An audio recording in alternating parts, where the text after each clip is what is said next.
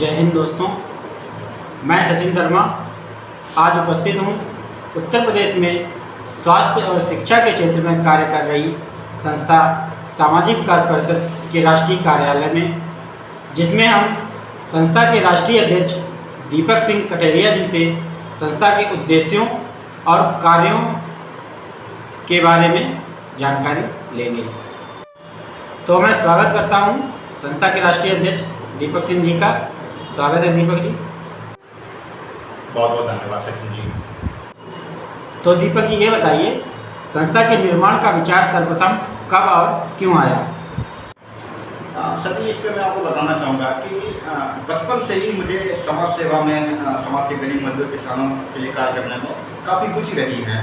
और बचपन से ही मैं और हमारे मित्र रहे हैं, उनके हम लोगों ने साथ में एक सपना देखा था कि आने वाले समय में हम लोग समाज के लिए शिक्षा और स्वास्थ्य में कुछ बेहतर कार्य करें। और मैं धन्यवाद करूँगा ईश्वर कि आज हम लोग उस क्षेत्र में कार्य कर पा रहे हैं। अब आप मुझे ये बताइए संस्था किन किन क्षेत्रों में कार्य कर रही है? इस पर मैं आपको बताना चाहूँगा कि संस्था इस समय एजुकेशन और हेल्थ में सबसे ज़्यादा कार्य कर रही है, क्योंकि हमें ऐसा लगता है कि अगर समाज के सर्वोच्च विकास के लिए आवश्यक है कि एजुकेशन और हेल्थ पे काम किया जाए। जैसे एजुकेशन और हेल्थ के साथ साथ हम लोग प्रयत्न कर रहे हैं, जो भी उत्तर प्रदेश राज्य सरकार द्वारा योजनाएं हैं समाज के गरीब मजदूर किसानों के लिए, तो हम लोग प्रयत्न कर रहे हैं उन योजनाओं का भी लाभ लोगों को दिलाने के लिए। इसमें हम लोग बेसिकली प्रयत्न कर रहे हैं, जैसे हम लोग समाज के गरीब बच्चों के लिए मोहल्ला पाठशाला चला रहे हैं, जिसमें हम लोग समाज के गरीब बच्चों को 2 घंटे ट्यूशन दे रहे हैं। हम लोग प्रोफेशनल कोर्स भी बच्चों को करा रहे हैं, जैसे कोई मेडिकल में, इंजीनियरिंग में या किसी अन्य क्षेत्र में कोई कोर्स करना चाहे तो हम उसे छूट पर कोर्स भी करा रहे हैं। इसके साथ साथ सरकारी, जैसे मैंने आपको बताया भी कि हम लोग सरकारी योजनाओं का लाभ देते हैं। अगर कोई सचमुच में पात्र व्यक्ति है तो हम प्रयत्न करते हैं उसके, जैसे कोई पेंशन नहीं चालू है या शादी अनुदान है या अन्य कोई सरकारी योजना है, हम उसे भी लोगों को दिलाने का प्रयत्न करते हैं। जैसा कि आपने बताया कि आप बच्चों को निःशुल्क क्लासेस दिलाते हैं, तो उससे क्या लाभ होगा? इस पर मैं आपको सचिन जी बताना चाहूँगा, क्योंकि हम लोग संस्था जिस क्षेत्र में काम कर रही है, हम लोग समाज के कई बच्चों, जैसा मैंने आपको पहले भी बताया कि हम लोग निःशुल्क ट्यूशन पढ़वा रहे हैं। इसमें क्या करते हैं कि हम लोग जो बच्चे जिन गाँव के, मोहल्लों के या नगरों के हैं, हम उन्हीं के यहाँ पे उन्हें 2 घंटे निःशुल्क ट्यूशन दिला रहे हैं, जिसमें हम लोग बच्चों को वो जानकारी दिला पा रहे हैं जो आज आवश्यक है। क्योंकि जैसा कि आप जानते हैं कि प्राइमरी जूनियर में बेसिकली समाज के गरीब मजदूर किसानों के बच्चे जाते हैं, और हालांकि अच्छी शिक्षा वहाँ मिल रही है, लेकिन चूँकि आधुनिकता की बात करें तो इसमें जैसे अंग्रेजी भाषा नहीं पढ़ाई जा रही है, संस्कृत नहीं पढ़ाई जा रही है, शारीरिक शिक्षा ठीक है, लेकिन उसका बहुत अच्छा स्कोप नहीं है। अब चूँकि हम लोग प्रयत्न कर रहे हैं समाज को और ज़्यादा विकसित करने के लिए, समाज के गरीब मजदूर किसान के बच्चों को और विकसित करने के लिए, तो इसमें हम लोग सर्वप्रथम बच्चों को अंग्रेजी भाषा पढ़वा रहे हैं, संस्कृत पढ़वा रहे हैं, फिजिकल एक्टिविटीज़ और फिजिकल एजुकेशन दे रहे हैं।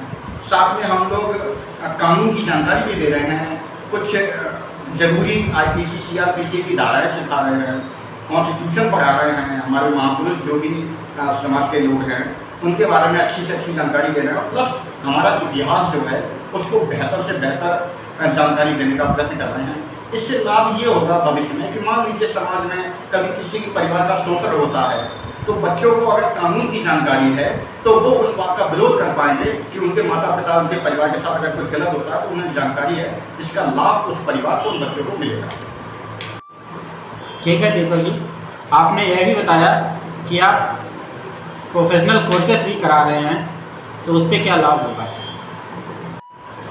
इस पर मैं आपको बताना चाहूँगा कि संस्था समाज के जो गरीब मजदूर किसानों के बच्चे हैं, क्योंकि होता क्या है कि इंटर के बाद कोई भी बच्चा यदि कोई भी प्रोफेशनल कोर्स करना चाहता है तो उसकी फीस बहुत अधिक होती है, जिससे जो समाज के गरीब बच्चे हैं वो चाह कर भी उन कोर्सेज को नहीं कर पाते हैं। इससे दिक्कत क्या होती है कि समाज में अगर बच्चे उस कोर्स को जो वो करना चाहते हैं, जिस एजुकेशन को वो लेना चाहते हैं, अगर वो नहीं कर पा रहे हैं तो कहीं ना कहीं ये देश की उन्नति में बहुत बड़ी क्षति होती है। तो संस्था इस पर प्रयत्न कर रही है कि जो लोग समाज के गरीब मजदूर किसान के बच्चे हैं, इंटर के बाद अगर कोई बच्चा कोई कोर्स करना चाहता है तो हम उसे छूट पर, या जो बहुत गरीब है तो उसके सारे पैसे या सारी फीस संस्था तय करती है ताकि उन बच्चों का उज्ज्वल भविष्य हो सके और वो आगे जीवन में कामयाब हो सके।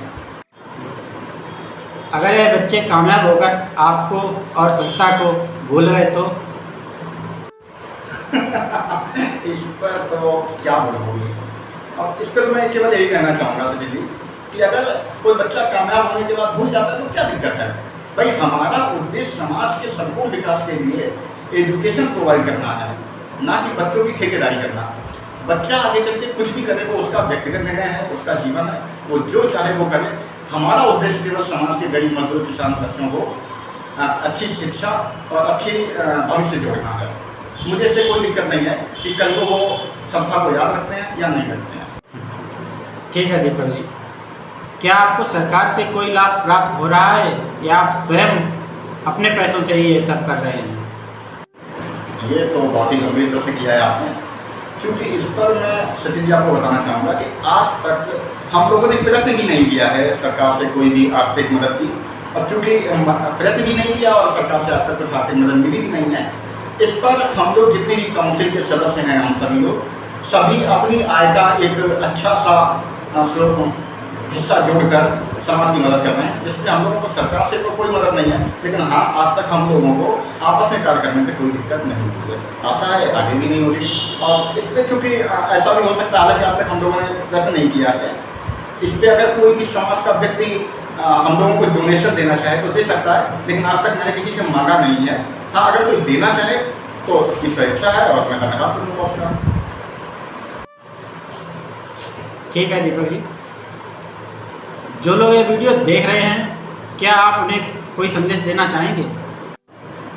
इस पर तो मैं जो भी लोग हमारे भाई बहन ये वीडियो देख रहे हैं, मैं उनसे यही कहना चाहूँगा कि शिक्षा की तरफ अग्रसित हों, क्योंकि समाज में प्रयत्न किए जा रहे हैं आपकी एजुकेशन को, आपके फ्यूचर को डिस्ट्रॉय करने के। मैं प्रयत्न करूँगा कि हर व्यक्ति इस पर जागरूक हो, अपने अधिकारों के लिए लड़ना सीखे, रोजगार की गंभीरता को समझे और एजुकेशन अवश्य ले, क्योंकि शिक्षा ही एकमात्र मार्ग है आपकी उन्नति का। इस पर मैं छोटी सी लाइन बोलना चाहूँगा, क्योंकि हम सभी ने देखा है कि बाबा साहब अम्बेडकर ने एक बात बोली थी कि शिक्षा वो शेरनी का दूध है जो पिएगा वो दहाड़ी मिलेगा। तो मैं इस पर आप सबसे यही कहना चाहूँगा कि कृपया एजुकेशन से अवश्य जुड़ें, भले भूखे रहें, एक बार खाना खाएं, लेकिन अपने बच्चों को अवश्य पढ़ाएं ताकि आपके बच्चे आने वाले समय में सर उठाकर जी सकें। ठीक है दीपक जी, मैं आपको आपके कार्यों के लिए बहुत बहुत धन्यवाद व शुभकामनाएं देता हूँ। वह ईश्वर से प्रार्थना करूँगा कि आप ऐसे ही निरंतर देश हित में कार्य करते रहें। धन्यवाद। मैं भी आपका बहुत बहुत धन्यवाद करूँगा। मुझे खुशी है कि आप हमारे कार्यालय में आए, हमसे बात की, संस्था के उद्देश्यों के बारे में जाना, और आगे मैं चाहूँगा कि आशा करूँगा कि आप लोगों को भी प्रोत्साहित करें ताकि अगर कोई व्यक्ति संस्था से जुड़ना चाहे या बच्चों को अपने कोर्स या कुछ भी आर्थिक सामाजिक मदद के लिए चाहे तो कृपया आपके चैनल के माध्यम से वो हमसे संपर्क अवश्य करें। बहुत बहुत धन्यवाद। भारत माता की जय।